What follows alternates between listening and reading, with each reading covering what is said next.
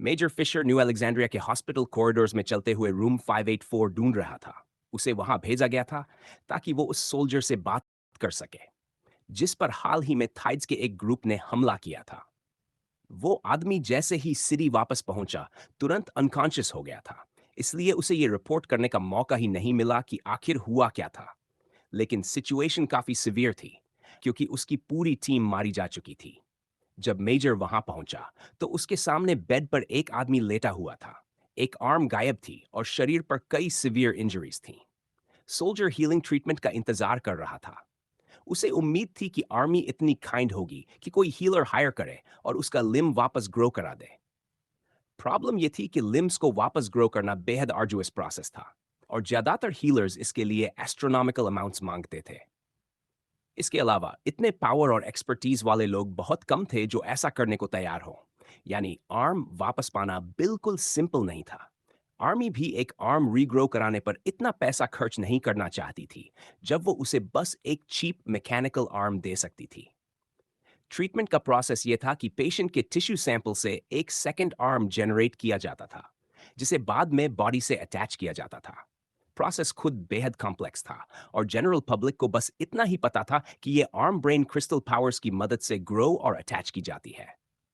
Soldier report, major Fisher ने उसे देखते ही कहा। जैसे ही सोल्जर ने अपने सुपीरियर को देखा उसने अपनी बची हुई आर्म से मिलिट्री सल्यूट किया। रेंजर स्मिथ रिपोर्टिंग सर, उसने कमजोर और दर्द से भरी आवाज में जवाब दिया। फिशर ने आईब्रो उठाई और इधर उधर देखा, ये चेक करने के लिए कि कोई उनकी बात सुन तो नहीं रहा। बोलो सोल्जर, तुम्हारी स्क्वाड के साथ एग्जैक्टली क्या हुआ? ग्रुप को बैरियर के बाहर स्टेशन किया गया था ताकि ज्यादा से ज्यादा थाइड्स को किल किया जा सके। थ्योरी में ये इजी होना चाहिए था क्योंकि सिटी के आसपास के स्ट्रॉन्गेस्ट थाइड्स पहले ही मारे जा चुके थे। फिर भी किसी चीज ने वेल ट्रेन्ड सोल्जर्स की पूरी स्क्वाड को खत्म कर दिया था। यहां बात हॉर्ड के थाइड्स की नहीं हो रही थी, बल्कि उन थाइड्स की थी जो सिटी के आसपास थे। रेंजर स्मिथ ने नीचे देखते हुए उदासी से जवाब दिया। Well sir, we were attacked. उसने आगे बोलने से पहले एक डीप ब्रेथ ली। बाय लेलरहैड्स। लेलरहैड्स, मेजर ने दोहराया। पिछले एक मंथ में थाइड्स के हैबिटेट से बाहर अटैक करना अनफॉर्चुनेटली आम हो गया था और एचक्यू ये पता लगाने की कोशिश कर रहा था कि ऐसा क्यों हो रहा है। मेजर फिशर को यही टास्क दिया गया था और इसी वजह से वो खुद सोल्जर से इंटरोगेट करने आया था। पहले लेलरहैड्स के अटैक्स सिटी के आसपास न के बराबर थे। वो फार ईस्ट में रहते थे। Describe it to me, major Fisher ने फर्मली कहा। पैक बहुत बड़ा था सर, और वो दूसरे थाइड्स का फायदा उठा रहे थे। सोल्जर ने जवाब दिया। ये इस बीस्ट की कॉमन टैक्टिक थी। वो हाईली इंटेलिजेंट क्रीचर्स थे और हंटिंग के लिए टैक्टिक्स का इस्तेमाल करते थे। सिटी के आसपास इतना बड़ा थाइड ग्रुप होना एक बड़ी प्रॉब्लम थी क्योंकि इससे बॉर्डर्स पर स्ट्रॉन्गर सोल्जर्स तैनात करने पड़ते और हॉर्ड के पास अवेलेबल सोल्जर्स की संख्या कम हो जाती। ऑफिसर ने सोल्जर के साथ एनकाउंटर और मिशन फेलियर पर डिटेल में चर्चा की और सब नोट डाउन किया। उसे अपने सुपीरियर्स को रिपोर्ट देनी थी। लगभग 15 मिनट्स बाद कॉन्वर्सेशन खत्म हुई और मेजर ने सोल्जर को रेस्ट करने दिया। Thanks for your hard work soldier, major Fisher ने कहा। फिर रेंजर स्मिथ को गुड रेस्ट और क्विक रिकवरी विश करके रूम से निकल गया। उसके चेहरे पर डीप चिंता साफ दिख रही थी। सिटी ने चाहे मॉन्स्टर पॉपुलेशन को कल करने के लिए कितनी भी बड़ी फोर्स भेजी हो, क्रीचर्स की संख्या कम होने का नाम नहीं ले रही थी। उल्टा, टाइम के साथ ज्यादा थाइड्स वेस्ट की तरफ मूव कर रहे थे, जिससे सिचुएशन और भी वर्स हो रही थी। मेजर के लिए एक कार वेटिंग में थी जो उसे वेस्टर्न डिस्ट्रिक्ट की एक बिल्डिंग तक ले जाने वाली थी। ये जगह बहुत इंपॉर्टेंट थी क्योंकि यहाँ थाइड्स पर स्टडी करने वाले कई साइंटिस्ट्स काम करते थे। वहां पहुंचते ही वो कार से उतरा और बिल्डिंग के अंदर चला गया। उसका डेस्टिनेशन था लैब 114। सिर्फ 5 मिनट्स में वो वहां पहुंच गया। लेबोरेटरी में घुसते ही उसने नोटिस किया कि सब कुछ अनयूजुअली क्वाइट था। Hello, is anyone here? उसने आवाज दी। कोई जवाब नहीं आया। ये अजीब था क्योंकि नॉर्मली वहां ओहिनन कोई होता ही था। थोड़ी और तलाश करने पर उसे एक आदमी माइक्रोस्कोप के सामने खड़ा ब्लड सैंपल एग्जामिन करता हुआ दिखा। यही वो आदमी था जिसे फिशर डू प्रोफेसर डेयर सिलियन, न्यू अलेक्जेंड्रिया में थाइड फील्ड का एक बड़ा नाम। डेयर, मेजर ने कहा। Oh sorry James, I didn't hear you, Dare ने जवाब दिया। डॉक्टर और थाइड एक्सपर्ट को सिटी के आसपास क्या हो रहा है ये समझने का काम सौंपा गया था। शायद कोई बीस्ट था जो दूसरे थाइड्स को वेस्ट की तरफ धकेल रहा था, और इसे सही तरह से सिर्फ एक एक्सपर्ट ही समझ सकता था। सॉरी इतनी देर से आने के लिए, लेकिन मुझे तुमसे बात करनी थी। क्या तुम्हें कुछ पता चला? मेजर फिशर ने पूछा। वरी मत करो जेम्स, मैं तुम्हारी कंसर्न समझता हूं, और सच कहूं तो अब मैं खुद भी कंसर्न होने लगा हूं, डेयर ने कहा। ऐसा क्यों? जो ब्लड सैंपल तुमने भेजा था और पूरे मंथ में जितने बॉडी सैंपल्स मैंने एग्जामिन किए हैं, वो वही दिखा रहे हैं जिसका मुझे डर था। ईस्ट में एक हेनिएट है, डॉक्टर ने कहा। एन हेनिएट? इंडीड। ये थाइड एक छोटा वर्म होता है जिसके पास ब्रेन क्रिस्टल पावर होती है। ये पावर उसे माइंड कंट्रोलिंग इंसेक्ट्स पैदा करने देती है। ये इंसेक्ट्स एग्स बनाते हैं और अपने होस्ट में ऐसा सिस्टम डेवलप कर देते हैं कि वो बाइट करने पर विक्टिम्स के ब्लड स्ट्रीम में ये एग्स इंजेक्ट कर सके। मैंने पाया कि जितने भी थाइड्स तुम लैब में लाए थे वो पैरासाइट एग से भरे हुए थे। उसने गहरी सांस लेते हुए कहा और फिर वापस माइक्रोस्कोप की तरफ देखने लगा। लेकिन इससे ये एक्सप्लेन नहीं होता कि इस मंथ क्रीचर्स की संख्या कम क्यों नहीं हुई, मेजर फिशर ने कहा। इंडीड, इसका मेरे पास कोई एक्सप्लेनेशन नहीं है। कुछ और भी काम कर रहा है। आर यू श्योर ये बीस्ट्स एट्रियम से नहीं आ रहे? डॉक्टर ने पूछा। पॉसिबल है ऑनेस्टली, लेकिन हमें अभी तक कोई एविडेंस नहीं मिला, मेजर ने जवाब दिया। मेरी ओपिनियन में हेनिएट ही मेन रीजन है जो थाइड्स को उनके हैबिटेट से बाहर धकेल रहा है। ये बेहद अग्रेसिव और टेरिटोरियल बीस्ट होता है, लेकिन इसने ऑलरेडी हॉर्ड के अंदर कई थाइड्स को इन्फेक्ट कर दिया है, और मुझे यकीन है कि ज्यादा टाइम नहीं लगेगा जब पूरी हॉर्ड इन्फेक्टेड हो जाएगी। इसके अलावा कंटेजन सिटी के आसपास के एरियाज तक फैलने लगा है, डॉक्टर ने कंक्लूड किया। और फिर उसने मशीन से ब्लड सैंपल बाहर निकाला। उसके अंदर अब क्लियरली छोटे छोटे येलो व्हाइट एग्स दिख रहे थे, लगभग डस्ट जितने छोटे। और फिर क्या? मेजर फिशर ने पूछा। ये सिटी पर अटैक करेगा। इस बीस्ट की पावर वर्म्स फैलाने पर डिपेंड करती है, इसलिए ये जगह को टारगेट करेगा ताकि ह्यूमंस को इन्फेक्ट कर सके। आखिर हम बहुत ज्यादा हैं। इमेजिन करो, अगर ये ऐसा कर पाया तो इसे कितनी पावर मिलेगी। ये इफ का सवाल नहीं है, बल्कि व्हेन का है। जिस स्पीड से हेनिएट दूसरे लाइफ फॉर्म्स को इन्फेक्ट करता है, उससे लगता है कि हॉर्ड का ज्यादातर हिस्सा ऑलरेडी इन्फेक्टेड है। अब ये बस टाइम की बात है। तो अब हम क्या करें? फिशर ने पूछा। हमें उन थाइड्स को रिपेल करना होगा जिन्हें हेनिएट ने यहां तक पुश किया है। मैं सजेस्ट करता हूं कि आसपास के सारे थाइड्स को किल किया जाए, खासकर इन्फेक्टेड वंस को, ताकि कंटेजन और आगे न फैले, प्रोफेसर डेयर ने कहा। कॉन्वर्सेशन तब तक चलती रही जब तक दोनों के पास कहने के लिए कुछ बचा नहीं। अजीब तरह से दोनों एक दूसरे के साथ इन सिंक थे और कंपनी एंजॉय कर रहे थे।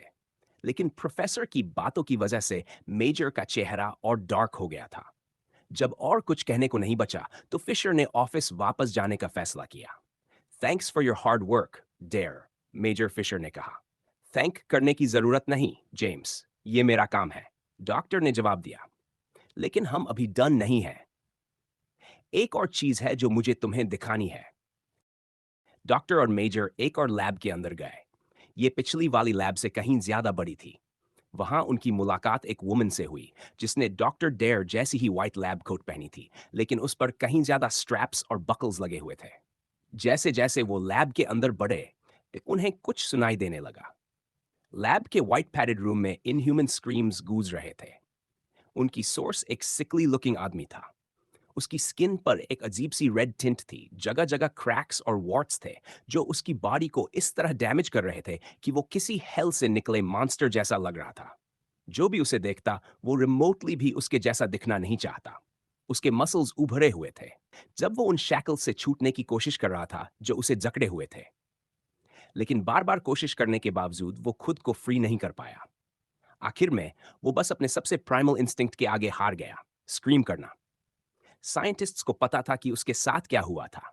अपेरेंटली जिस इंसिडेंट में उसकी पूरी team, Red Hawks, almost wiped out हो गई थी, उसके बाद के 2 वीक्स में वो आदमी धीरे धीरे पागल होता चला गया। रेंजर लैक्वास्की टाइम के साथ और ज्यादा सैवेज होता गया। शुरुआत में उसके एग्रेसिव आउटबर्स्ट्स स्पोरेडिक थे, लेकिन धीरे धीरे वो फ्रीक्वेंट होते चले गए, यहां तक कि वो रीजन करने के काबिल ही नहीं रहा। आखिरकार मिलिट्री और साइंटिस्ट्स के पास उसे रिस्ट्रेन करने के अलावा कोई ऑप्शन नहीं बचा। मेजर जेम्स फिशर ग्लास के पीछे खड़ा उसे देख रहा था। वो इस आदमी को जानता था। जब वो मिशन से लौटा था, तब मेजर भी वहां मौजूद था। उसी मिशन में मॉन्स्टर्स ने उसकी पूरी टीम को डेसिमेट कर दिया था। प्रोफेसर डेरिक सिलियन इस प्रोजेक्ट के लीडिंग साइंटिस्ट थे। उन्होंने मेजर फिशर के साथ मिलकर यह डिटरमाइन किया था कि इस आदमी का स्ट्रेंज बिहेवियर हेनियत से जुड़ा हुआ है। असल में प्रोफेसर डेर ने पता लगाया था कि पैरासाइट ने रेंजर को भी इन्फेक्ट कर लिया था, प्रॉबली उन लेलरहेड बाइट्स की वजह से जो उसे मिशन के दौरान लगे थे। इसका मतलब यह भी था कि सिटी के आसपास मौजूद टाइड्स पर पैरासाइट का पूरी तरह से कब्जा होना बस टाइम की बात थी, क्योंकि लेलरहेड्स लो रैंक्ड टाइड्स में से बेहद पावरफुल थे और सिटी के आसपास सबसे प्रोमिनेंट भी। वो लगभग 2 वीक्स पहले लेलरहेड से इन्फेक्ट हुआ था।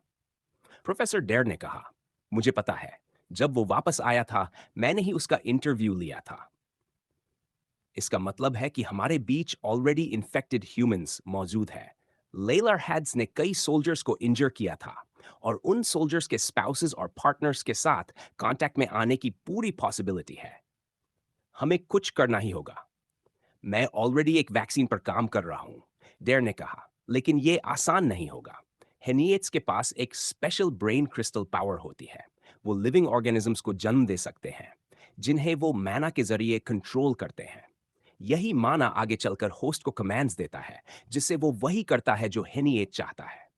लेकिन हर हेनिएट की माना फ्रीक्वेंसी अलग होती है। वर्म्स के अंदर जो सिग्नल भेजा जाता है, उसे डिसरप्ट करने और स्पॉन को किल करने के लिए मुझे पहले वो फ्रीक्वेंसी ढूंढनी होगी। जैसे ही वर्म से मैना कट होता है, वो मर जाते हैं, उनके एग्स भी। और प्रोफेसर डेर ने रुककर मेजर फिशर को एक बेहद सॉलम नजर से देखा। और फिशर ने पूछा, सबसे वर्स्ट बात यह है, डेर ने कहा, हेनिएट का पैरासाइट अपने विक्टिम्स के डीएनए को मॉडिफाई कर सकता है ताकि एग्स को अकोमोडेट करना आसान हो जाए।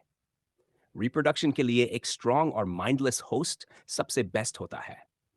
टाइड होस्ट के बॉडी के अंदर म्यूटेशंस इंड्यूस करता है, जिससे वो स्ट्रॉन्गर और फास्टर बन जाते हैं।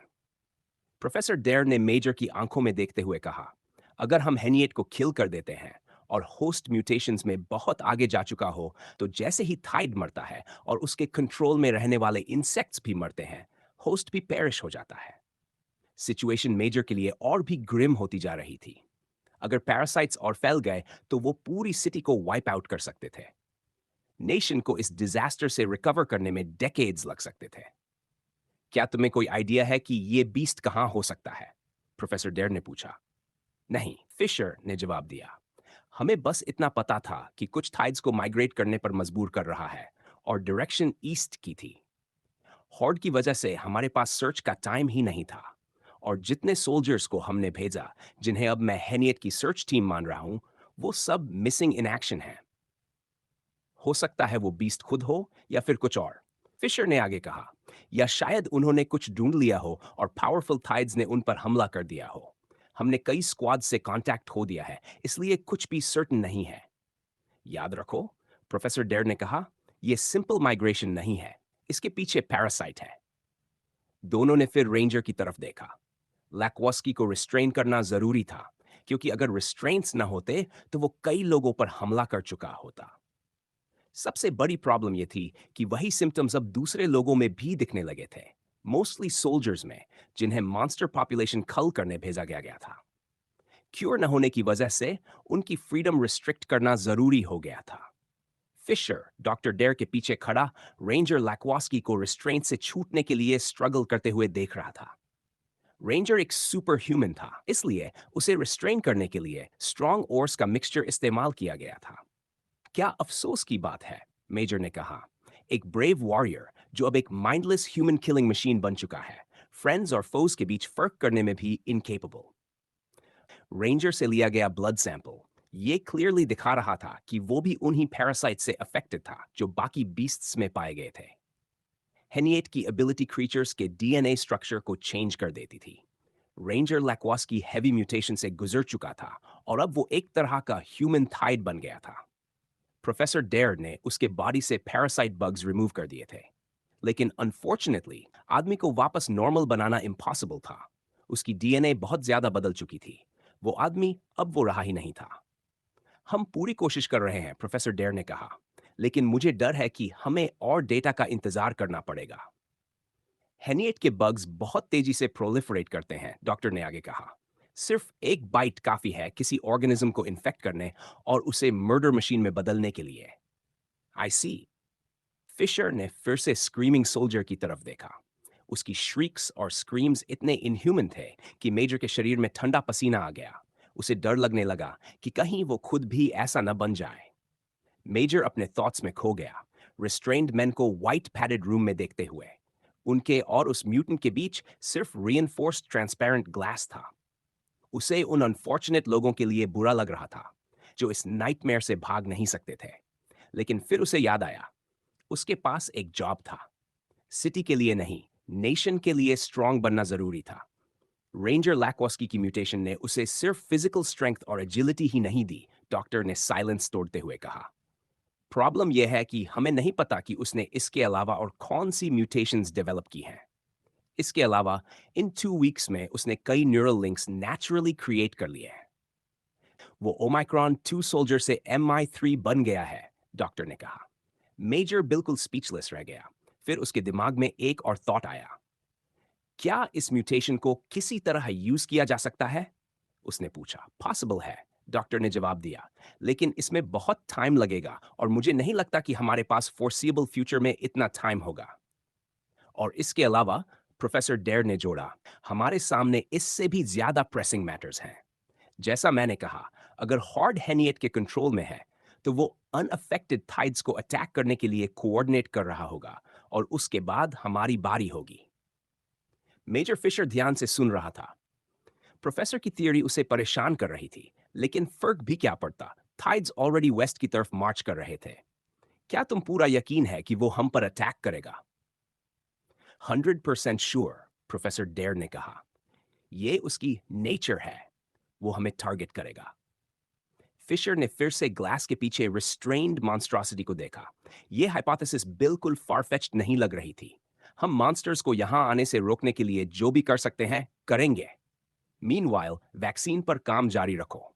मैं करूंगा। Don't worry James. अगले 1 आवर तक दोनों सिचुएशन पर बात करते रहे। मेजर ने डॉक्टर डेयर से और इंफॉर्मेशन ली और फिर बिल्डिंग छोड़ने का फैसला किया। उसके सामने अब बहुत सारा काम था। Echo, this is Delta. We reached the cave. Over. Copy Delta. Search the place for hints. We need to understand what happened. Over. East की तरफ 2 स्क्वाड्स भेजे गए थे। एक स्क्वाड के मिस्टीरियसली गायब होने की इन्वेस्टिगेशन के लिए। उन्हें एक नोगिथ कॉलोनी की निगरानी के लिए भेजा गया था, जो वेस्ट की तरफ माइग्रेट करने के हाई रिस्क पर थी। अगर इकोसिस्टम को डिस्टर्ब करने वाली चीज ने उन्हें पुश किया, तो वो सीधे सिटी की तरफ बढ़ सकते थे। इसलिए उनकी नंबर्स को खल करना यटमोस्ट इंपॉर्टेंट था। लास्ट कम्युनिकेशन में टीम ने बताया था कि क्वेस्ट पार्शियली क्लियर हो चुकी है, क्योंकि उन्होंने उस केव को कोलैप्स कर दिया था जहां नोगिथ कॉलोनी छुपी हुई थी। लेकिन उस मैसेज के बाद 6 डेज से ज्यादा हो चुके थे और उसके बाद स्क्वाड का कोई ट्रेस नहीं मिला। उससे पहले यहां भेजी गई चार्ली स्क्वाड एक एलीट टीम थी। उनकी रेप्यूटेशन इतनी स्ट्रांग थी कि मिलिट्री के बारे में थोड़ा बहुत जानने वालों के लिए भी ये मानना मुश्किल था कि वो ऐसे ही वाइप आउट हो गए होंगे। उनके डिसअपियरेंस की सिर्फ एक ही प्लॉजिबल एक्सप्लेनेशन थी। किसी पावरफुल क्रीचर ने बिना वार्निंग या प्रोवोकेशन के हमला किया और पूरी टीम को मार डाला। इसी वजह से 2 और स्क्वाड्स भेजे गए, एको और डेल्टा। ये दोनों हाई प्रोफाइल टीम्स थीं, जिनके नाम काउंटलेस अकॉम्प्लिशमेंट से जुड़े हुए थे। डेल्टा स्क्वाड कोलैप्स्ड केव एंट्रेंस की तरफ कॉशियस स्टेप्स के साथ बढ़ी। जमीन पर छोटे छोटे क्रेटर्स थे और अर्थ स्कॉच्ड थी। लगता है यही वो जगह है, डेल्टा टीम के कैप्टन ने कहा। यह साफ था कि यहां कोई बैटल हुई थी। Spread out and search for clues, captain ने आदेश दिया। जल्द ही स्क्वाड मेंबर्स ने आसपास सर्च करना शुरू किया और सबसे पहले उन्होंने नोटिस किया कि नियर बाय सारी वेजिटेशन विदर हो चुकी थी। ट्रीज पर एक भी लीफ नहीं थी, न ही आसपास कोई फ्लावर। ऐसा लग रहा था जैसे किसी ने सूरज ही बंद कर दिया हो। फॉरेस्ट का यह हिस्सा पूरी तरह डेड था, यहां तक कि ग्रास भी मर चुकी थी। यह अच्छा साइन नहीं है कैप्टन, एक सोल्जर ने कहा। कुछ तो एनवायरनमेंट को अफेक्ट किया है। ऐसी चीजें बहुत कम होती हैं जो ऐसा कर सकें, उसने जोड़ा। यहां कुछ है, एक फीमेल सोल्जर ने कहा। देखो, केव एंट्रेंस पर क्लॉ मार्क्स हैं, लगता है कोई अंदर जाने की कोशिश कर रहा था। कैप्टन ने दोनों को कंटेम्पलेटिव लुक से देखा। पहले वेजिटेशन, फिर क्लॉ मार्क्स। आखिर यहां हुआ क्या था? बीस्ट अटैक तो ऑब्वियस था, लेकिन मैनार्ड कॉन्टिनेंट में ऐसा कौन सा क्रीचर था जो ट्रेन्ड सोल्जर्स की पूरी स्क्वाड को वाइप आउट कर दे और सराउंडिंग्स को भी ऐसे डेवस्टेट कर दे? थोड़ी दूरी पर एक सोल्जर ग्राउंड पर कुछ यूजफुल ढूंढ रहा था। सर, आई फाउंड समथिंग, उसने कॉमलिंग पर कहा जब उसे एक रॉक के पास कुछ ग्लिंट करता दिखा। उसने ऑब्जेक्ट उठाया। वो एक वेडिंग बैंड रिंग थी। ये फेमिलियर लग रही है। एक वुमेन सोल्जर पास आई और रिंग को देखा। ये रिक की वेडिंग रिंग है, उसने कहा। रिंग के अंदर मैरिज डेट एच थी और चार्ली स्क्वाड के मेंबर्स को जानने की वजह से वो तुरंत पहचान गई। सर, जरा इधर देखिए, एक सोल्जर ने ग्राउंड की तरफ इशारा करते हुए कहा। फक, कैप्टन ने फ्रस्ट्रेटेड आवाज में कहा। वो सोल्जर के पास गया और ग्राउंड पर बने वियर्ड फुटप्रिंट्स देखे जो साइट से दूर जाते हुए ट्रेल बना रहे थे। फुटप्रिंट्स कम से कम 1 वीक पुराने लग रहे थे, हालांकि ड्राई मिट्टी और मड की वजह से एग्जैक्ट बताना मुश्किल था। व्हाटएवर क्रीचर ने ये फुटप्रिंट्स छोड़े हैं, वो मैसिव रहा होगा। इंडीड सर, लेकिन ये अजीब है, एक सोल्जर बोला। ये एक थाइड जैसे लगते हैं जिसे मैं जानता हूं, बट टू बिग हैं। किस बीस्ट की बात कर रहे हो? कैप्टन ने पूछा। ब्लरडॉथ होना चाहिए सर, सोल्जर ने जवाब दिया। लेकिन जैसा मैंने कहा, ये उसके होने के लिए बहुत बड़े हैं। कैप्टन ने वाइजर के थ्रू सोल्जर को देखा। उसके फेस पर सीरियस एक्सप्रेशन था। नॉर्मली ये थेड्स 1 मीटर से ज्यादा टॉल नहीं होते। सोल्जर ने आगे कहा, लेकिन फुटप्रिंट्स देखकर लग रहा है ये बीस्ट एटलीस्ट 2 मीटर्स टॉल है। कैप्टन ने कुछ सेकंड सोचा, फिर एक सोल्जर की तरफ मुड़ा। निको। Yes sir. HQ को कांटेक्ट करो और जो कुछ भी मिला है रिपोर्ट करो। Wedding ring, footprints, claw marks, flora, सब। Yes sir. कैप्टन ने रेडियो उठाया। Echo, this is Delta. Do you copy? Over. कोई रिप्लाई नहीं आया। This is Delta. Do you copy? Over. Silence.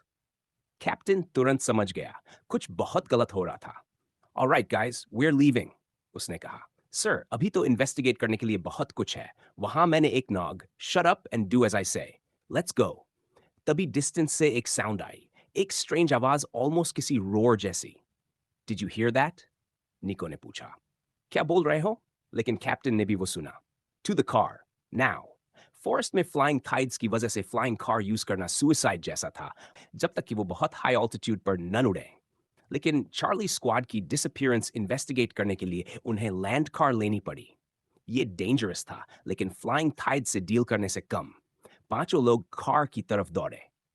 Engine start हुआ और वो केव एंट्रेंस से दूर निकल गए। कैप्टन ने राहत की सांस ली। कम से कम वो जगह पीछे छूट गई थी। I hate this fucking job, एक सोल्जर ने कहा। टेंशन ऑलमोस्ट टच करने लायक थी।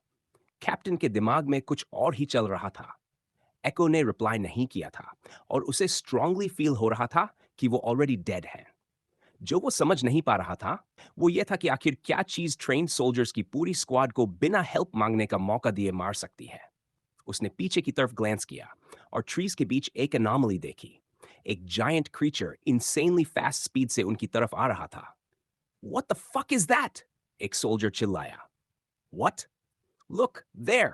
उसने कार के पीछे की तरफ इशारा किया। कैप्टन ने क्रीचर देखा और चिल्लाया, Speed up this shit!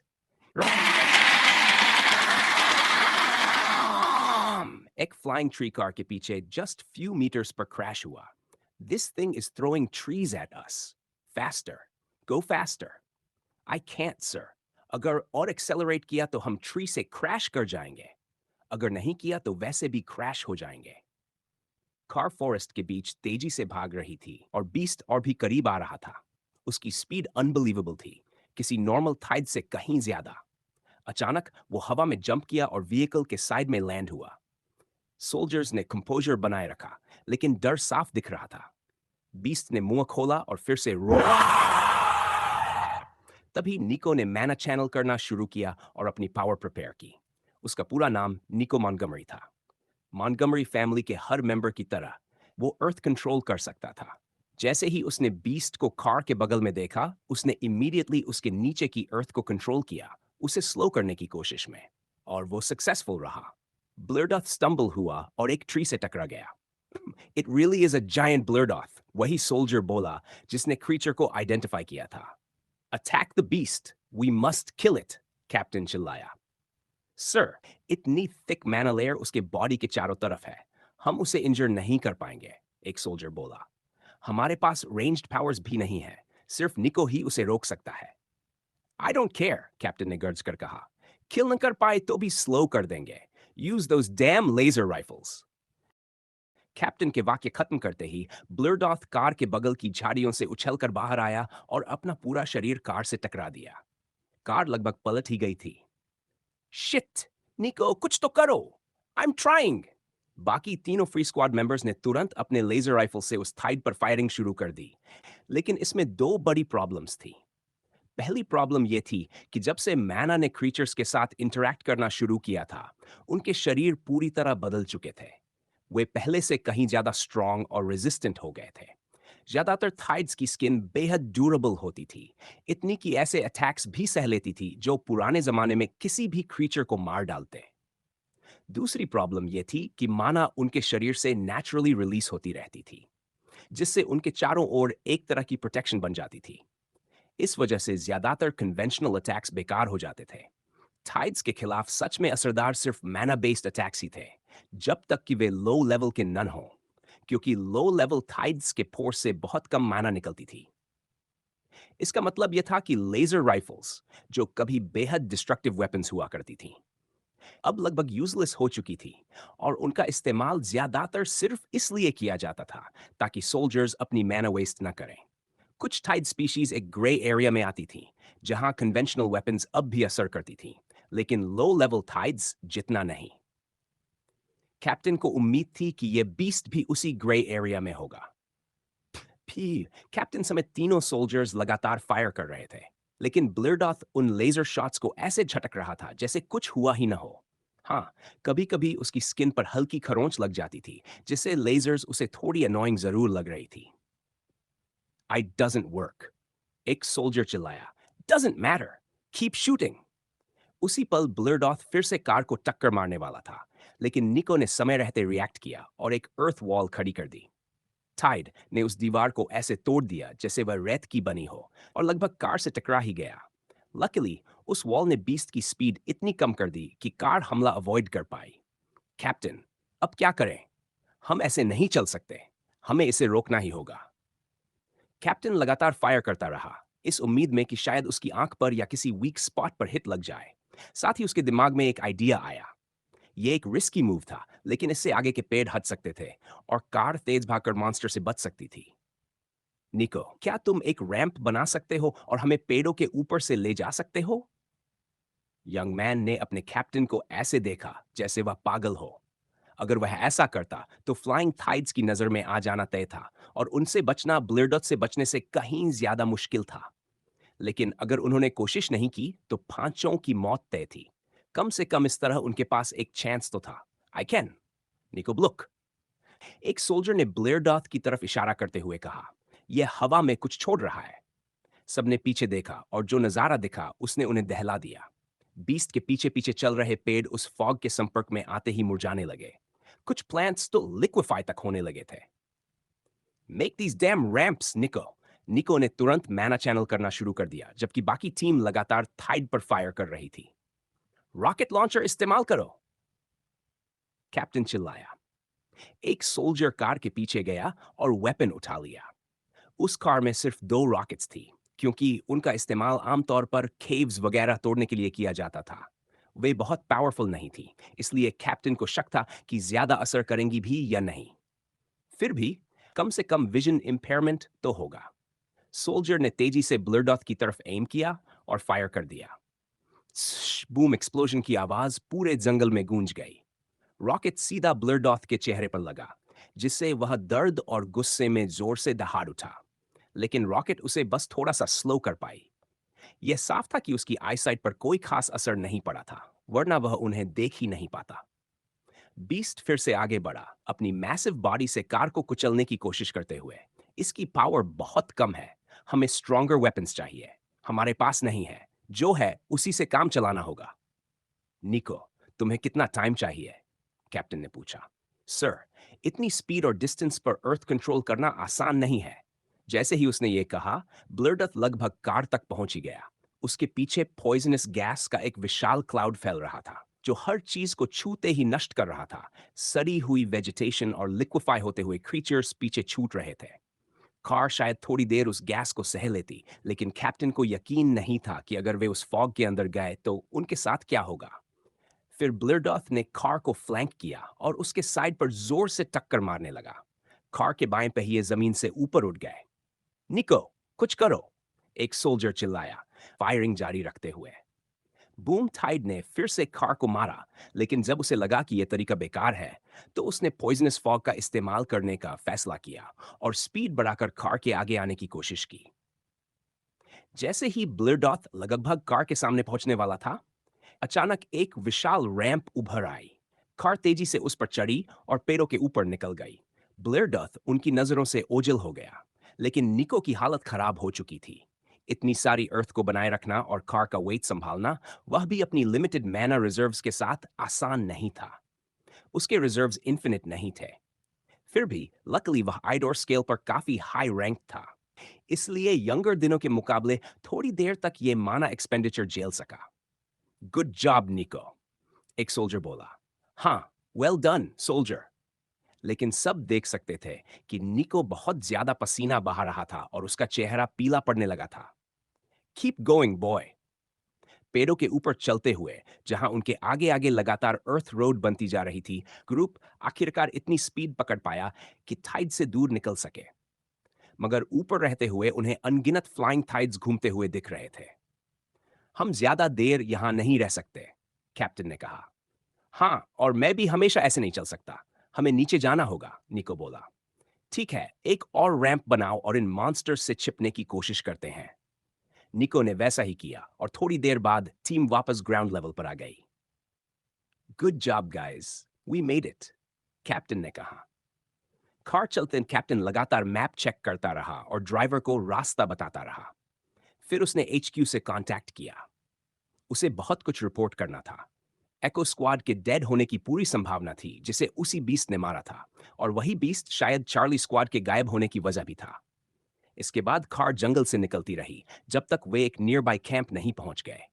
वहां मौजूद लोग हॉर्ड को मॉनिटर करते थे, यानी उन्होंने गुफा से कम 600 किलोमीटर का सफर तय किया था। कैंप के सामने कार रुकते ही कुछ सोल्जर्स बाहर आए और डेल्टा टीम को रिसीव किया।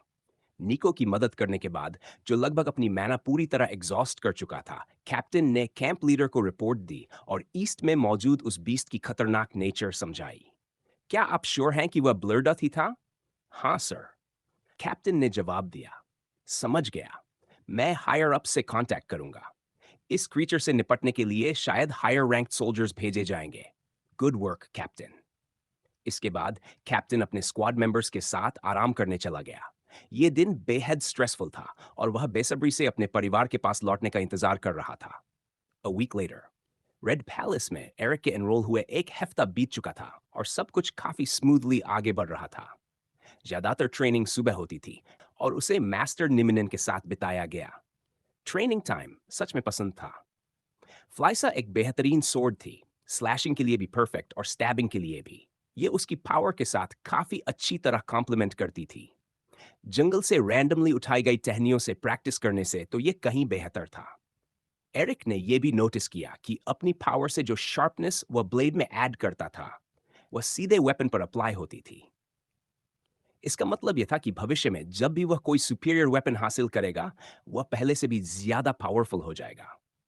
जहां तक फ्लाइसा की बात थी, मास्टर निमिनन ने ही उससे कहा था कि वह अपनी सोर्ड को एक नाम दे। एरिक ने लगभग पूरे एक हफ्ते तक नाम के बारे में सोचा। वह ऐसा नाम चाहता था जो उसके पर्पस के मुताबिक हो और जो डर भी पैदा करे। आखिरकार उसने इसका नाम हार्ट सीकर रखने का फैसला किया। टाइड्स को मारने वाले वेपन के लिए यह नाम बिल्कुल सही लगा। एरिक मास्टर रुक की martial art class already follow करने के बाद अब मास्टर निमिनन के साथ ट्रेनिंग कर रहा था। दोनों रियल ब्लेड्स का इस्तेमाल कर रहे थे ताकि वे असली कॉम्बैट के आदी हो सके। अपनी आर्म्स ऊपर रखो, एरिक ने स्लैश किया, अपने मास्टर की इंस्ट्रक्शंस फॉलो करने की कोशिश करते हुए। ऐसे नहीं, एक सेकंड रुको, मैं फिर से दिखाती हूं। मास्टर निमिनन ने स्टैंस लिया और एक वर्टिकल स्लैश परफॉर्म किया। वह मूव खूबसूरत होने के साथ साथ इंटिमिडेटिंग भी था, एक विशियस फाइटिंग स्टाइल का रिफ्लेक्शन जिसे उन्होंने खुद क्रिएट किया था। इसे Crypt of the Desert style कहा जाता था। जैसा कि क्रिएटर का इंटेंशन था, इस स्टाइल में मूवमेंट्स बेहद मिनिमल थे, मानो किसी क्रिप्ट की स्टिलनेस और पीस को मिमिक किया गया हो। इसमें असली मूवमेंट सिर्फ तब होती थी जब आर्म आगे उठती थी अटैक के लिए, जिससे पूरा दृश्य ऐसा लगता था जैसे कोई स्टैचू हल्का सा हिल गया हो। अब देखो, मेरे हाथ कैसे मूव कर रहे हैं। मास्टर निमिन ने धीरे धीरे अपनी लेफ्ट हैंड आगे बढ़ाई, फ्लाइसा संभालते हुए, और कुछ ही सेकंड्स में वह एक ब्लर बन गई। अब तुम करो। एरिक ने वही रिपीट करने की कोशिश की जो अभी मास्टर ने दिखाया था, लेकिन साफ था कि यह आसान नहीं होगा, चाहे उसकी डेक्सटेरिटी कितनी भी अच्छी क्यों न हो। मार्शल आर्ट्स की तरह यहां वह शॉर्टकट नहीं ले सकता था। यहां उसे सच में पसीना बहाना था। प्रैक्टिस करते करते एरिक फ्रस्ट्रेट होने लगा क्योंकि उसके मूवमेंट्स न तो मास्टर जितने फास्ट थे और न ही उतने प्रिसाइज। फिर भी अपने फीलिंग्स के बावजूद उसने ट्रेनिंग जारी रखी और थोड़ी देर बाद स्पारिंग दोबारा शुरू हुई। गुड, अब अपनी रिस्ट्स रोटेट करो। एरिक ने इंस्ट्रक्शन फॉलो की और वह अपने मास्टर को डिसआर्म करने में कामयाब हो गया। बेशक ये लर्निंग के लिए था, इसलिए मास्टर नीमनन ने उसे ऐसा करने दिया। उन्होंने समझाया कि सही तरीके से रिस्ट रोटेट करने पर एल्बो को ज्यादा पीछे ट्विस्ट करने की जरूरत नहीं पड़ती। प्रॉपर रोटेशन से पूरी फोर्स सीधे पाम के थ्रू जाती है। इससे स्वॉर्ड विल्डर को यह कंट्रोल मिलता है कि वह ओपोनेंट के वेपन को कहां पुश करना चाहता है। इस मूव में एक और इंपॉर्टेंट डिटेल है। मास्टर निमिनन ने कहा, ग्रिप का हैंडल को थंब और इंडेक्स फिंगर के बीच फर्मली पकड़ो, लेकिन इतना टाइट मत दबाओ कि फिंगर्स की फ्लेक्सिबिलिटी खत्म हो जाए। Okay, I got it. इसी के साथ ये दूसरा लेक्चर खत्म हुआ, लेकिन मास्टर निमिनन अभी भी उससे पूरी तरह सेटिस्फाइड नहीं थी। जैसे ही अवेकनर अपनी सोर्ड रखने लगा, उन्होंने अचानक उसे बुलाया। Eric. Yes master. Red Palace join किए हुए एक हफ्ता हो चुका है। जैसा कि तुम जानते हो, हमने ये हफ्ता तुम्हें अकेला छोड़ा ताकि तुम इस जगह के आदी हो सको। लेकिन इस हफ्ते से तुम्हें इनर रैंकिंग पोजीशंस के लिए फाइट करना शुरू करना होगा। Yes, I am aware. और तुम्हें यह भी पता होना चाहिए कि तुम्हारा मैच कल है, राइट? मास्टर ने पूछा। I am. Good. Do you feel ready? I guess मुझे नहीं लगता कि मैं अपना वेपन यूज कर पाऊंगा, लेकिन फिर भी कोशिश करूंगा। असली चिंता यह है कि मुझे कल तक पता नहीं होगा कि मेरा ओपोनेंट कौन होगा, एरिक ने कहा। हाँ, अननोन एनिमी से फाइट करना नर्व रैकिंग होता है। उस फीलिंग को मैं अच्छी तरह जानती हूं। उन्होंने ग्लासेस के पीछे से एरिक को देखते हुए कहा। यह सुनकर एरिक थोड़ा सरप्राइज्ड हुआ। आज वह रेड पैलेस की मास्टर थी, लेकिन साफ था कि अपने यूथ में वह भी उसी तरह न्यूबी रही होंगी। You too master? Of course, मैं स्वॉर्ड संभालना सीखकर पैदा नहीं हुई थी, और मेरी पावर भी उतनी अमेजिंग नहीं है जितना लोग कहते हैं। अगर ज्यादा न हो तो क्या आप बता सकती हैं कि आपकी पावर क्या करती है? एरिक ने पूछा। हाँ, कोई बड़ी बात नहीं। मैं बस वेट मैनिपुलेट कर सकती हूँ। कई सिचुएशंस में ये ज्यादा यूजफुल नहीं लगती। फिर भी जॉर्म स्केल पर ये ए रैंक्ड पावर है, क्योंकि वेट कम करके मैं अपनी स्पीड बहुत बढ़ा सकती हूँ, और वेट बढ़ाकर उसी तरह डैमेज भी बूस्ट कर सकती हूँ। मुझे तो ये पावर काफी कूल लगती है, एरिक ने कहा। है, लेकिन सीरियस डैमेज देने के लिए मुझे एक वेपन की जरूरत थी। उस टाइम पर मैं ज्यादा से ज्यादा ये कर पाती थी कि सामने वाले क्रीचर को इतना भारी बना दूं कि वह हिल ही न सके। अब हालात अलग है, लेकिन उस दौर में मुझे भी काफी हार्डशिप्स झेलनी पड़ी थी। I am sorry to hear that. Never mind, वो सब पास्ट की बातें हैं। अच्छा, अब तुम्हें एक एडवाइस देती हूँ। अगर तुम अपने से स्ट्रॉन्गर अपोनेंट के खिलाफ जीतना चाहते हो, वह एक पल रुकी, तो सीधे टक्कर मत लो, उसकी ओपनिंग्स ढूंढो। मास्टर वॉकर के टेस्ट में तुमने एक भी ओपनिंग एक्सप्लॉइट नहीं की थी। सॉरी मास्टर, लेकिन मेरे लिए उन्हें नोटिस करना इतना आसान नहीं है। मुझे पता है, लेकिन कोशिश करो। इस हफ्ते मैंने तुम्हें इसी पर ट्रेन किया है, और कुछ बार तुमने उनका फायदा भी उठाया था। Alright, I will do my best. Good. अब वेटलिफ्टिंग क्लास के लिए जाओ, लेट मत होना। Yes master. इतना ना कहकर एरिक येलो पैलेस से निकल गया और रेड पैलेस की तरफ बढ़ा। हमेशा की तरह उसे बस लेनी पड़ी और जैसे ही वह अंदर बैठा उसने देखा कि उसके सारे फ्रेंड्स पहले से ही मौजूद थे। यू टुक योर ने कहा। हाँ सॉरी, मास्टर निमिनन से थोड़ी बात हो गई थी इसलिए लेट हो गया, एरिक ने जवाब दिया। तुम बहुत लकी हो कि मास्टर नीमिनन के सोल स्टूडेंट हो। मैं तो अपने मास्टर के साथ पांचवां स्टूडेंट हूं, ने कहा। तुम्हारे मास्टर कौन है? एरिक ने पूछा। Victor Hartwin, spear master. कैसे हैं वो? मैं स्पीयर के साथ तो अच्छे हैं लेकिन टीचिंग में उतने नहीं। ऑनेस्टली प्रोफेसर मैकेलिस्टर ज्यादा बेहतर थे, फ्लोयड बोला। अगर मैं तुम्हारी जगह होता तो अपने मास्टर की बुराई करने से बचता, ग्वेन ने कहा। हाँ हाँ चिल ब्रो, फ्लोयड ने ग्वेन को ऐसे रिप्लाई दिया जैसे वह कोई लड़का हो। छोटी सी यात्रा के बाद ग्रुप आखिरकार रेड पैलेस पहुंच गया। एक एक करके उन्होंने एलिवेटर लिया, फर्स्ट फ्लोर पहुंचे और जिम की तरफ बढ़ गए। अब सबको रास्ता याद था इसलिए किसी को ज्यादा प्रॉब्लम नहीं हुई। लेकिन जैसे ही वे अंदर दाखिल हुए उन्होंने काउंटलेस स्टूडेंट्स को ट्रेनिंग करते देखा। जिम में कम से कम 300 लोग मौजूद थे। फिर भी क्योंकि हर ईयर का अलग स्केड्यूल होता था, ट्रेनिंग के लिए जगह ढूंढना मुश्किल नहीं था। फ्रेंड्स के ग्रुप ने 7 एक्सरसाइज करने का फैसला किया। एंडरसन, एरिक, एरन और माइकी को बैक और शोल्डर्स ट्रेन करने थे इसलिए वे 7 वर्कआउट करने लगे। बाकी लोग अपनी अपनी ट्रेनिंग में लग गए। एरिक तुरंत पास की एक बेंच की तरफ चला गया। उसके साथ एरन, माइकी और एंडरसन भी थे। चारों ने वहीं पास पास बैठकर डंबल्स उठाई और शोल्डर ट्रेनिंग शुरू कर दी। तो सब कैसा चल रहा है? एरन ने एरिक से पूछा। बुरा नहीं, एरिक ने जवाब दिया। मास्टर नीमिनन एक शानदार टीचर हैं और मास्टर रुक भी अपना काम अच्छी तरह जानते हैं। रेड पैलेस को लेकर कंप्लेन करने जैसा कुछ नहीं है। हाँ, और फैसिलिटीज भी टॉप नॉच है, माइकी ने जोड़ा। यहाँ जो रूम मुझे मिला है वो तो मेरे घर वाले कमरे से भी बड़ा है। एरन, माइकी और एंडरसन अमीर परिवारों से नहीं थे। वे मिडिल क्लास से आते थे, मतलब बेसिक जरूरतें पूरी थीं। लेकिन ग्वेन, फ्लॉयड और एम्बर जैसी लैविश लाइफ नहीं थी। यही एक वजह थी कि रेड पैलेस से पहले उनका उन 3 अमीर दोस्तों के साथ ज्यादा उठना बैठना नहीं था। लेकिन अब हालात बदल चुके थे। यहाँ कंपटीशन टफ था, माहौल नया था और ऐसे में ग्रुप बनाकर रहना सबसे सही फैसला था। तुम्हारा रूम?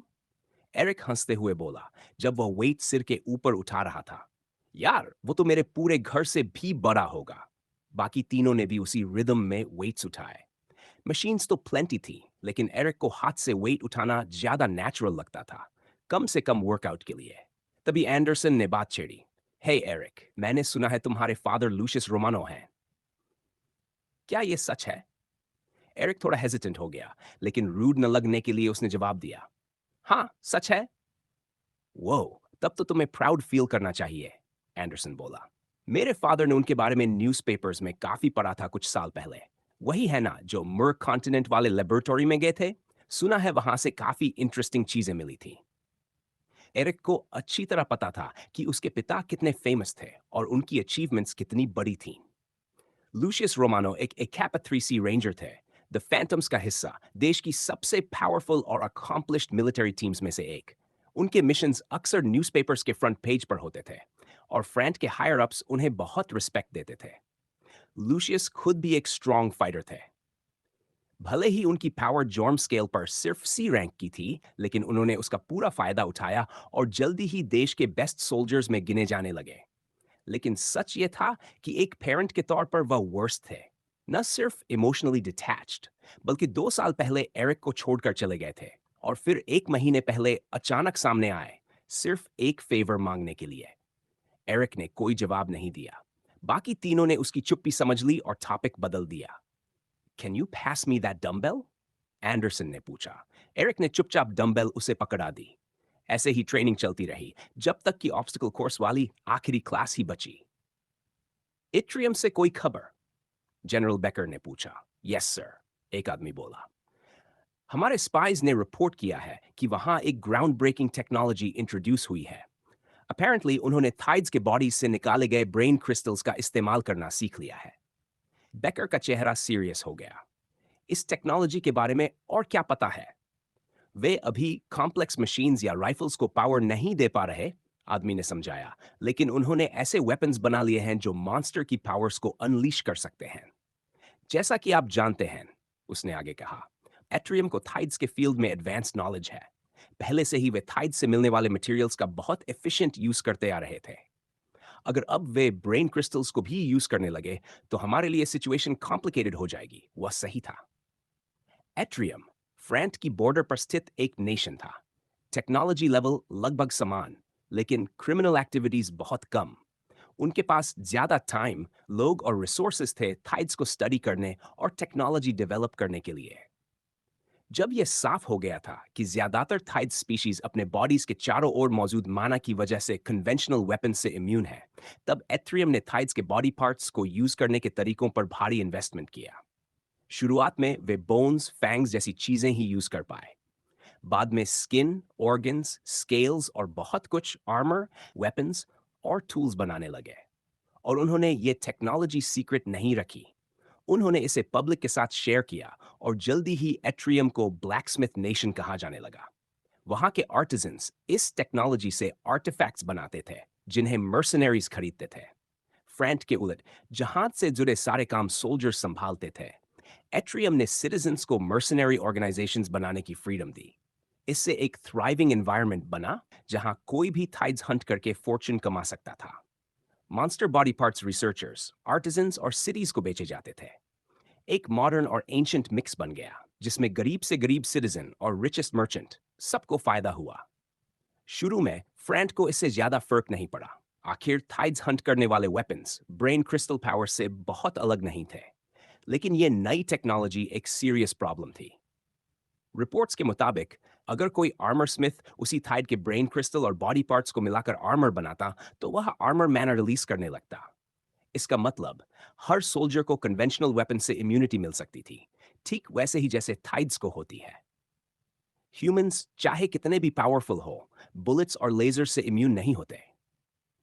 अगर ये एडवांटेज एट्रियम को मिल गया तो कॉन्टिनेंट का पावर बैलेंस पूरी तरह टिल्ट हो सकता था। ऊपर से फ्रांस पहले ही हिंद के साथ वॉर में था। अगर एट्रियम ने भी अटैक कर दिया तो जनरल बेकर के नेशन के लिए हालात बहुत मुश्किल हो जाते। आई सी, बेकर ने कहा। और कुछ? हाँ सर, एक और आदमी बोला। मेजर फिशर से एक कंसर्निंग रिपोर्ट आई है। उन्होंने प्रोफेसर डेर सिलियन से मुलाकात की और उनका मानना है कि थाइड्स की माइग्रेशन के पीछे एक हेनिएट है। हेनिएट? बेकर ने भौहें चढ़ाई। वो पैरासिटिक बीस्ट नहीं होता? एग्जैक्टली, लाइकली जो हॉर्ड इधर आ रही है वो ऑलरेडी इन्फेक्टेड है। मेजर ने सिटी के अंदर भी कंटेजन के केसेस रिपोर्ट किए हैं। कई सोल्जर्स थाइड्स की पावर से म्यूटेट हो चुके हैं और वह अभी उन्हें और उनके फैमिलीज को पर्ज कर रहे हैं। सिचुएशन इतनी सीरियस है? बेकर ने पूछा। Yes sir, we need your expertise, आदमी बोला। बेकर कुछ देर सोचता रहा और फिर उसकी आंखों में चमक आ गई। I want you to redirect most of the troops from the east gate to cull the horde. लेकिन सर, तब हमारी डिफेंसेस थिन हो जाएंगी। नहीं, बेकर ने शांति से कहा। हम रेड पैलेस और मिलिट्री स्कूल से हेल्प लेंगे। किड्स को एक्सपीरियंस लेने दो, थाइड्स को मारकर। सर, आप अंडर एज्ड अनट्रेन्ड स्टूडेंट्स को बॉर्डर्स प्रोटेक्ट करने भेजना चाहते हैं? यस एंड नो, बेकर बोला। टीचर्स साथ रहेंगे। जो मिलिट्री स्कूल में नहीं है उन्हें आउटसाइड वर्ल्ड देखने का मौका मिलेगा। वे वीक थाइड से लड़ेंगे और जो ऑलरेडी मिलिट्री स्कूल में है वे स्ट्रॉन्गर थाइड संभालेंगे। सब ट्रेनिंग का हिस्सा होगा। उसने आगे जोड़ा, हमारे पास स्टूडेंट्स की कमी नहीं है। रेड पैलेस में ही कम से कम 50,000 मेंबर्स हैं और मिलिट्री स्कूल में तो मिलियंस। जनरल बेकर की आइडिया बहुतों को पसंद नहीं आई, लेकिन उसके वर्ड्स एब्सोल्यूट थे। कोई उसे डिफाई नहीं कर सकता था। As you wish sir. अगले दिन एरिक बहुत जल्दी उठ गया। आज का दिन बेहद इंपॉर्टेंट होने वाला था। ज्यादातर स्टूडेंट्स की आज पहली इनर रैंकिंग फाइट थी और एरिक भी उन्हीं में से एक था। उसे अब तक ये नहीं पता था कि उसका ओपोनेंट कौन होगा। लेकिन चूंकि सामने वाला रेड पैलेस का ही स्टूडेंट होने वाला था, एरिक ने उसे किसी भी हालत में अंडर एस्टिमेट नहीं किया। इसीलिए उसने तय किया कि सबसे पहले कैफेटेरिया जाकर अपनी डेली क्वेस्ट पूरी करेगा, फिर येलो पैलेस में ट्रेनिंग शुरू करेगा। और हाँ, बेनेडिक्ट के बिना जाना पॉसिबल नहीं था। एरिक ने उसके कमरे का दरवाजा खटखटाया और उसे जगा दिया। बेनेडिक्ट, उठ जा। हम? क्या? कौन? बेनेडिक्ट आधी नींद में बड़बड़ाया। मैं हूं, बिस्तर से उठ और ब्रेकफास्ट करने चल। इतनी जल्दी क्यों जगा दिया? बेनेडिक्ट ने शिकायत करते हुए तकिया एरिक की तरफ फेंक दिया। अगर अभी नहीं उठा तो मैं तुझे यहीं छोड़कर चला जाऊंगा, एरिक झुंझलाकर बोला। ये सुनते ही बेनेडिक्ट उठ गया, कुछ समझ न आने वाली बातें बुदबुदाता हुआ। उसने जल्दी से कपड़े बदले और एरिक के साथ बाहर निकल आया। फाइनली, एरिक बोला, चलें? हाँ, हाँ, बेनेडिक्ट ने ऊबते हुए जवाब दिया। इसके बाद दोनों हमेशा की तरह साथ में खाने चले गए। ऐसा लग रहा था कि वे एक दूसरे के साथ अब ज्यादा कंफर्टेबल हो रहे थे और बेनेडिक्ट को यह बात खास तौर पर खुशी दे रही थी। एरिक अब भी लोगों के बीच थोड़ा ऑकवर्ड रहता था। उसे समझ नहीं आता था कि कैसे रिएक्ट करे। कैफेटेरिया पहुंचकर दोनों ने खाना शुरू किया। थोड़ी देर बाद आखिरी ब्रेड का टुकड़ा खत्म करके और अपनी क्वेस्ट पूरी करने के बाद एरिक खड़ा हुआ। बेनेडिक्ट भी तुरंत उसके पीछे उठ खड़ा हुआ। तो आज फाइट है ना? हाँ। बेनेडिक्ट को फाइटिंग का उससे कहीं ज्यादा एक्सपीरियंस था, इसलिए एरिक ने थोड़ी हिचकिचाहट के साथ पूछा, तुम्हें क्या लगता है मेरे जीतने के चांसेस कैसे हैं? ऑनेस्टली, कहना मुश्किल है, बेनेडिक्ट बोला। स्टैट्स के हिसाब से तुम्हें अपने रैंक वालों से खास दिक्कत नहीं होनी चाहिए। ऊपर के रैंक्स वाले टफ होंगे, लेकिन ज्यादा टेंशन मत ले। हम जिनसे लड़ेंगे, ज्यादातर हमारे आसपास के रैंक के ही होंगे। यह सुनकर एरिक ने हल्की सी राहत की सांस ली और अपने रूममेट को देखकर कमजोर सी स्माइल दी। कॉरिडोर से होते हुए दोनों एलिवेटर तक पहुंचे, फिर नीचे आकर मेन एंट्रेंस पर गए, जहां हमेशा की तरह स्टूडेंट्स के लिए बस खड़ी थी। उसके बाद दिन बहुत जल्दी बीत गया। ट्रेनिंग, डेली क्वेस्ट और फिर फाइट का समय आ गया। जहां एरिक और बाकी लोग जा रहे थे, उस जगह का नाम था ब्लू पैलेस। नेमिंग सिस्टम वही था। यह जगह खास तौर पर स्टूडेंट्स की फाइट्स के लिए बनी थी, जहां वे बिना किसी रिपरकशन के लड़ सकते थे। रूम्स बेहद ड्यूरेबल मटेरियल से बने थे, इतने स्ट्रॉन्ग कि स्ट्रॉन्गेस्ट पावर्स भी सह सकें। ब्लू पैलेस काफी हद तक येलो पैलेस जैसा ही था। एक विशाल रेक्टेंगुलर बिल्डिंग, कम से कम 20 फ्लोर्स ऊंची, बिना किसी विंडो के, और छोटे साइड पर सिर्फ एक डोर। पूरी बिल्डिंग शायद मेटल की बनी थी, से पेंट की गई थी। यहां पहुंचने के लिए स्टूडेंट्स को बस लेनी पड़ती थी, इसलिए सैकड़ों बसेस वहां जा रही थी और कुछ लोग पैदल भी पहुंच रहे थे। जैसे ही स्टूडेंट्स पहुंचे, डोर के बाहर एक भारी क्राउड जमा था, लेकिन वे जल्दी अंदर चले गए। अंदर घुसते ही एरिक समेत सभी के फोन्स पर एक नोटिफिकेशन आई। Eric Romano, rank 3543 versus Alisa Kear. फिर 3492, रूम 764, 7th फ्लोर। तो मेरी अपोनेंट एक लड़की है? हाँ, एरिक ने खुद से कहा। फिर उसने क्यूरियोसिटी में अपने दोस्तों की तरफ देखा। तुम्हारा अपोनेंट कौन है? उसने पूछा। मेरे केस में थर्ड ईयर का लड़का है, Christopher House. Maddie Nash, second year. Gwen बोली। धीरे धीरे सबने अपने ओपोनेंट्स के नाम बताए। एम्बर और एंडरसन को थर्ड ईयर मिले थे, बाकियों को सेकंड ईयर। सिर्फ एरिक ही सेम ईयर वाले से लड़ने वाला था। थोड़ा डिप्रेसिंग था, लेकिन सच कहें तो एरिक अब इन बातों की कम परवाह करने लगा था। उल्टा हर फाइट से पहले उसके अंदर एक थ्रिलिंग एक्साइटमेंट भर जाती थी। इस फाइट का वह हल्का सा इंतजार करने लगा। एरिक ने चारों ओर नजर डाली। अंदर का सीन काफी नॉर्मल लग रहा था। एक बड़ा हॉल था, जहां से कई डोर्स अलग अलग एरियाज की तरफ जाते थे।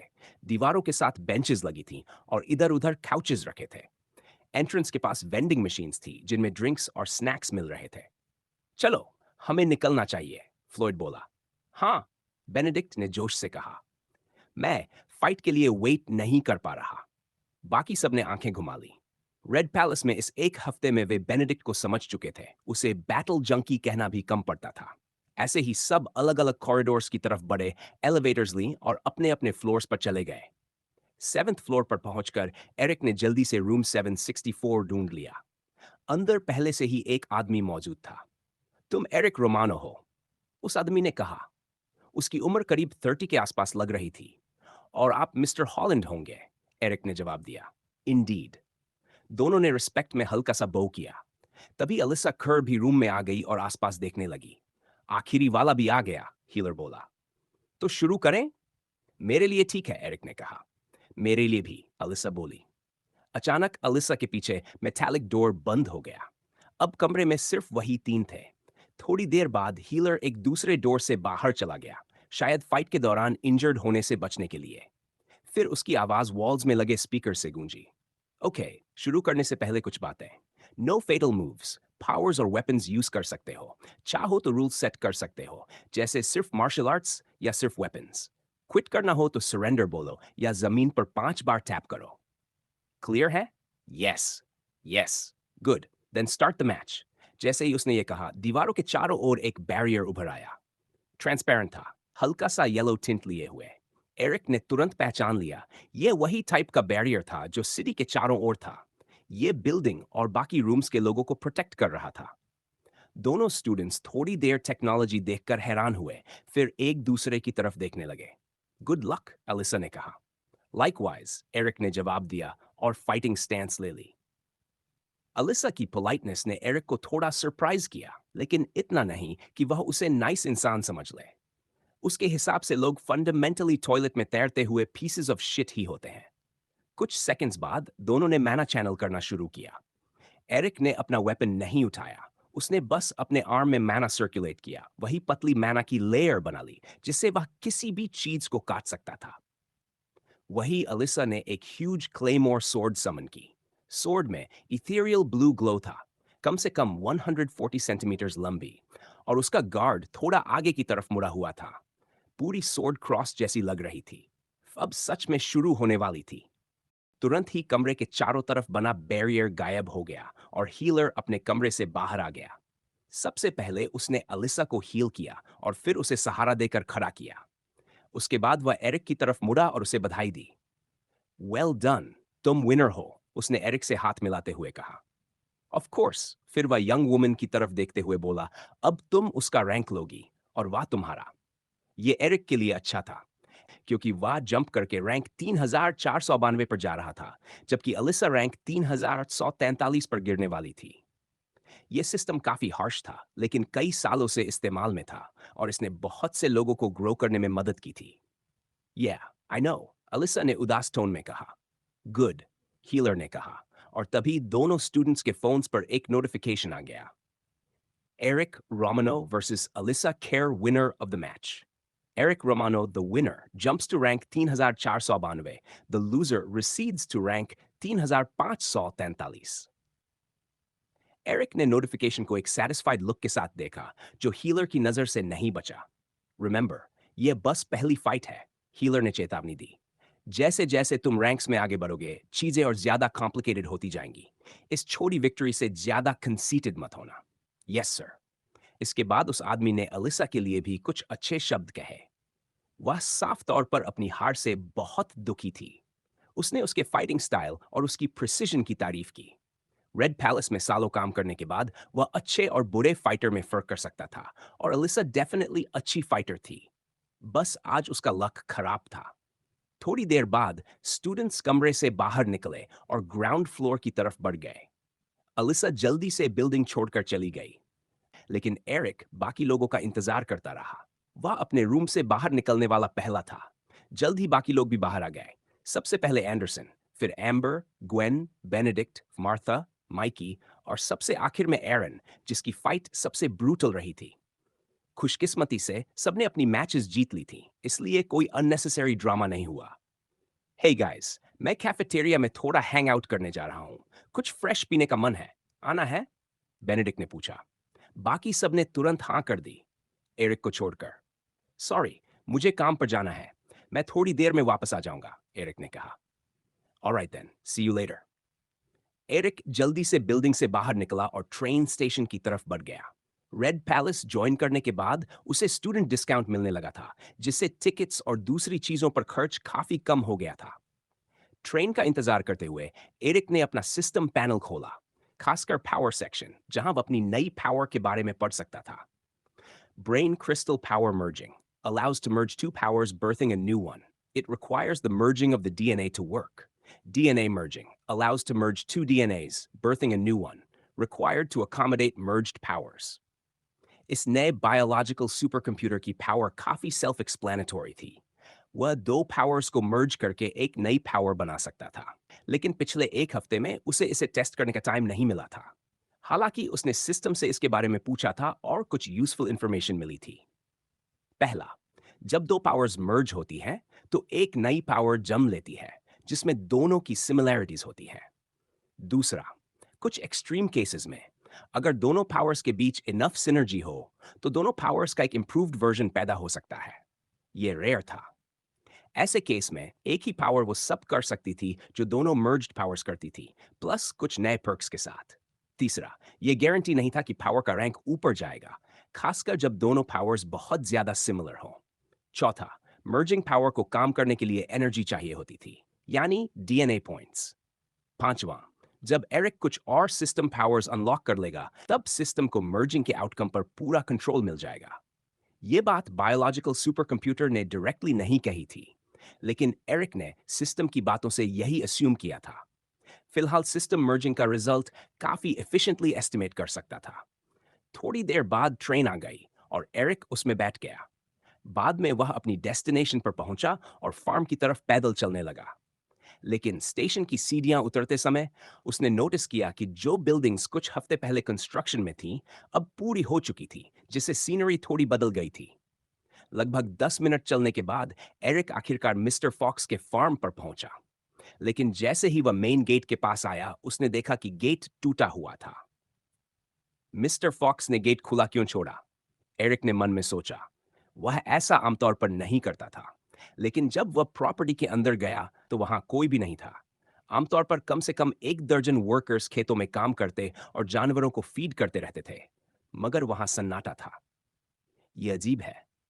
एरिक जानता था कि मिस्टर फॉक्स सिर्फ एक ही सिचुएशन में अकेला होता था, जब क्रिस्टल क्रॉस गैंग के लोग उससे मिलने आते थे। एरिक उनके बारे में जानता था, क्योंकि बूढ़ा आदमी एक डेस्परेट 15 साल के लड़के से यह रिश्ता छुपाने की जहमत नहीं उठाता था।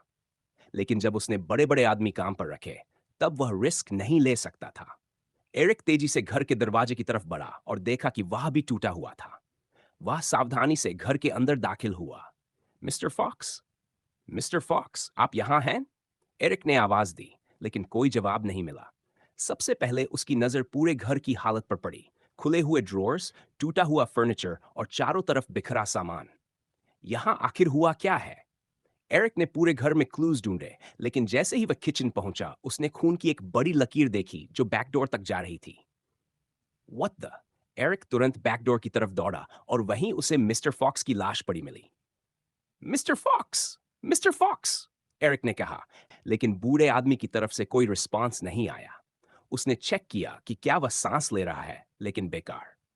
मिस्टर फॉक्स मर चुका था। उसके शरीर पर जगह जगह कट्स थे, जैसे किसी ने उसे कई बार चाकू मारा हो। उसके नाखून गायब थे और त्वचा के कुछ हिस्से भी। साफ लग रहा था कि उसे टॉर्चर किया गया था। What the fuck did happen here? Shit! उसका प्रोस्थेटिक मैकेनिकल आर्म भी गायब था और ऐसा लग रहा था कि वह बैकडोर की तरफ रेंगता हुआ गया था। घर पूरी तरह बिखरा पड़ा था। चाकू फर्श पर बिखरे हुए थे, कुछ खिड़कियां टूटी हुई थीं। जिस टेबल पर वे खाना खाते थे, वहां विस्की की एक बोतल पड़ी थी, आधी भरी हुई। ऐसा लग रहा था कि मिस्टर फॉक्स एक नॉर्मल दिन बिता रहा था, जब तक उसे मार नहीं दिया गया। लेकिन क्यों? और ऐसा किसने किया? तुरंत एरिक के दिमाग में क्रिस्टल क्रॉस गैंग का ख्याल आया। वर्कर्स गायब थे और वे लोग खतरनाक थे। यही सबसे पॉसिबल रीजन था। मिस्टर फॉक्स अच्छा आदमी नहीं था, लेकिन इतना भी हेटेड नहीं था कि पड़ोसी उसे मार डाले। एरिक के पास पुलिस को कॉल करने के अलावा कोई ऑप्शन नहीं था। करीब 15 मिनट बाद पुलिस क्राइम सीन पर पहुंच गई। 3 कार्स थी, हर कार में 3 एजेंट्स, कुल 9 ऑफिसर्स, एक एम्बुलेंस भी थी और एक ब्लैक वैन भी, जिसे देखकर एरिक ने अंदाजा लगाया कि वह साइंटिफिक डिपार्टमेंट की होगी। एरिक मेन डोर के सामने खड़ा था। जब बाकी ऑफिसर्स अंदर गए तो एक ऑफिसर एरिक से बात करने रुका। क्या कॉल तुमने किया था? Yes sir. Can you show me your ID? Officer ने पूछा। Yes sir. एरिक ने बैकपैक से आईडी निकाली और उसे दे दी। ओके मिस्टर रोमनो, ऑफिसर ने आईडी देखते हुए कहा, बताओ तुम यहां क्या कर रहे थे? मैं यहां काम करता हूं सर, एरिक ने जवाब दिया। ऑफिसर ने उससे कई सवाल पूछे। उसे बॉडी कब मिली? वह क्या कर रहा था? क्या उसने कुछ छुआ था? और वगैरह। लेकिन जल्दी ही पुलिस को समझ आ गया कि एरिक इनोसेंट है। उनकी क्विक रिसर्च से साबित हो गया कि वह पूरा दिन रेड पैलेस में था और चूंकि मौत सुबह हुई थी, एरिक सस्पेक्ट भी नहीं हो सकता था। कुछ घंटों की पूछताछ के बाद एरिक फार्म से निकल गया और वापस रेड पैलेस की तरफ चल पड़ा। अब उसके पास कोई जॉब नहीं थी। व्हाट? बॉस हाउल दहाड़ू था। उसे कुछ भी पता नहीं था। वह आदमी बुरी तरह गुस्से में था। उसने ग्रेग और जैकरी को फिर से भेजा था ताकि वे उस बूढ़े आदमी से, जिसके साथ एरिक काम करता था, उसके बारे में इंफॉर्मेशन निकलवा सकें। लेकिन साफ था कि उसे कुछ भी नहीं पता था और इसी वजह से उन दोनों को मजबूरन उसे मारना पड़ा। "ये हमारी गलती नहीं है, बॉस," ग्रेग ने कहा। "हाँ, हमने उसे टॉर्चर तक किया," जैकरी ने जोड़ा। लेकिन फिर भी कुछ नहीं निकला। बॉस हाउल ने गहरी सांस ली और इस बार थोड़ा शांत टोन में बोला, "तो फिर किसी और को पकड़ लेंगे, किसी ऐसे को जिसे ज्यादा पता हो। उसके कई दोस्त हैं," ग्रेग ने तुरंत कहा। "हम उनके साथ कुछ कर सकते हैं। अगर बूढ़े आदमी को कुछ नहीं पता था, तो उसके दोस्तों को जरूर पता होगा," उसने आगे जोड़ा। हाउल ने अपने आदमियों की तरफ देखा। दोनों ने एक दूसरे की तरफ गंभीरता से सिर हिलाया, रियश्योरेंस का इशारा, और साथ ही ये दिखाने के लिए कि वे अपने लीडर के फैसले का इंतजार कर रहे हैं। उन दोनों को हाउल की नजर से साफ समझ आ रहा था कि उनकी फेलियर की सजा जरूर मिलेगी। इस पूरे मामले के खत्म होने के बाद पनिशमेंट का डर उन्हें अंदर तक हिला रहा था। वैसे भी हाउल पहले से ही गुस्से में था, क्योंकि उन्हें उस लड़के के कंप्यूटर से कुछ भी नहीं मिला था। फिर भी वे ये समझ पाए थे कि एरिक किस तरह का इंसान है। उसके अंदर बहुत रेज थी और उसे वॉर में गहरी दिलचस्पी थी। लेकिन इसके अलावा किसी सीक्रेट डिवाइस, हिडन इंफॉर्मेशन या ऐसी किसी चीज का कोई सबूत नहीं मिला था। जिस चीज के लिए उन्हें पैसे दिए गए थे, उसका सच जानने का एक ही तरीका बचा था, उस लड़के को किडनैप करना। प्रॉब्लम यह थी कि एरिक ज्यादातर समय रेड पैलेस में रहता था और बाहर सिर्फ काम पर जाने के लिए निकलता था। लेकिन अब जब उन दोनों बेवकूफों ने उसके एम्प्लॉयर को ही मार दिया था, तो यह साफ था कि वह फार्म पर वापस नहीं आने वाला। हाउल ने फिर से सांस ली, गहरी सोच में डूबा हुआ। आखिरकार वह बोला, "अब भी तुम्हारे पास खुद को रिडीम करने का एक मौका है।" उसके चेहरे पर एक ग्रिम स्माइल आ गई। उसकी आंखें सिकुड़ गई। ग्रेग ने घबराकर निगल लिया, जबकि जैकरी चुप रहा। "मुझे पता चला है कि मिलिट्री शहर के बाहर एक बड़ा इवेंट प्लान कर रही है," हाउल ने धीरे से कहा। "रेड पैलेस और मिलिट्री स्कूल दोनों इसमें शामिल हैं।" ग्रेग ने जोर से गल्प किया और जैकरी ने पूरी कोशिश की कि उसके चेहरे पर डर न दिखे। "अपेरेंटली वे स्टूडेंट्स को थाइड्स हंट करने के लिए ले जाएंगे," हाउल ने आगे कहा। "और अगर सब कुछ प्लान के मुताबिक हुआ, तो हमारा छोटा एरिक रोमानो भी उन्हीं में होगा। कम से कम मेरे इन्फॉर्मेंट ने तो यही बताया है।" जब हाउल को पता चला कि वह लड़का कौन है, तो वह हैरान रह गया। उसे पता था कि न्यू अलेक्जेंड्रिया में एक अवेकनर सामने आया है, लेकिन यह नहीं पता था कि वह कौन है। उसे एरिक की आइडेंटिटी तब समझ आई जब एक न्यूज़पेपर में लोकल स्कूल टूर्नामेंट की खबर छपी। उस यंग मैन का नाम फिर से दिखा और उसने तुरंत दो और दो जोड़ लिए। एक अवेकनर को किडनैप करना ऑब्वियसली रिस्की था, क्योंकि मिलिट्री उस पर नजर रखे हुए थी।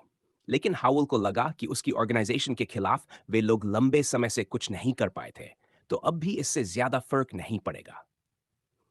हाँ, ऑपरेशन खुद काफी रिस्की जरूर होने वाला था। अगर सब कुछ उसके बनाए प्लान के मुताबिक चला, तो एरिक को पकड़ने भेजी गई टीम को कोई खास दिक्कत नहीं होनी चाहिए थी। ध्यान से सुनो, अब तुम लोग यही करोगे। कुछ देर बाद एरिक रेड पैलेस पहुंचा, लेकिन उसकी मेंटल स्टेट ठीक नहीं थी। उसके अंदर एक कॉन्फ्लिक्ट चल रहा था। एक तरफ उसका एम्प्लॉयर, वह अकेला इंसान जिसने पिछले 2 सालों में उसे काम दिया था, मर चुका था। इस बात से एरिक दुखी था। भले ही बूढ़े आदमी के साथ सब कुछ परफेक्ट नहीं था, फिर भी फार्म पर बिताए कुछ जेन्युइनली अच्छे पल उसे याद आ रहे थे। दूसरी तरफ एक ग्रीडी इंसान मरा था, जो लंबे समय तक उसका फायदा उठाता रहा और उसे इतनी कम मजदूरी देता था कि वह बस जैसे तैसे जिंदा रह पाए। हाल ही में सिस्टम मिलने के बाद ही हालात थोड़े सुधरे थे। तब मिस्टर फॉक्स ने कम से कम उसे डिसेंट सैलरी देना शुरू किया था। लेकिन उसका पुराना बिहेवियर एरिक को यह सोचने पर मजबूर कर रहा था कि शायद उसके साथ जो हुआ, वह पूरी तरह अनडिजर्व्ड भी नहीं था। इन्हीं उलझी हुई भावनाओं के साथ एरिक अपने रूम में गया। दरवाजा खोलते ही उसने देखा कि अभी भी कोई नहीं था। बेनेडिक्ट शायद बाकी लोगों के साथ कहीं बाहर था। इसी वजह से एरिक ने फैसला किया कि वह अपने रूम में ही रहेगा और मर्जिंग पावर को फाइनली टेस्ट करेगा, ताकि वह मर्डर के बारे में सोचना बंद कर सके। एरिक ने बेड पर बैठ गया और जल्दी से अपना स्टेटस देखने लगा। उसके पास कई कॉम्बिनेशंस थे। उदाहरण के लिए वह बोन मैनिपुलेशन को माना एक्सोस्केलेटन के साथ मर्ज कर सकता था, या फिर बोन मैनिपुलेशन को मेटलाइजेशन के साथ कंबाइन कर सकता था। वह माना एक्सोस्केलेटन को एस्ट्रल वुल्फ या पॉइजनस माना स्पाइक्स के साथ मर्ज करके भी देख सकता था। ये इसलिए क्योंकि ये पावर्स ज़्यादा इथेरियल एस्पेक्ट की थी।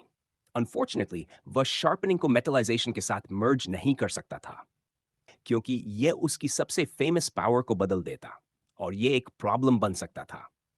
इसी वजह से एरिक ने तय किया कि वह उन्हीं पावर्स को मर्ज करेगा जिनका वह कम इस्तेमाल करता था, ताकि अगर रिजल्ट खराब भी निकला तो उसका नुकसान कम हो।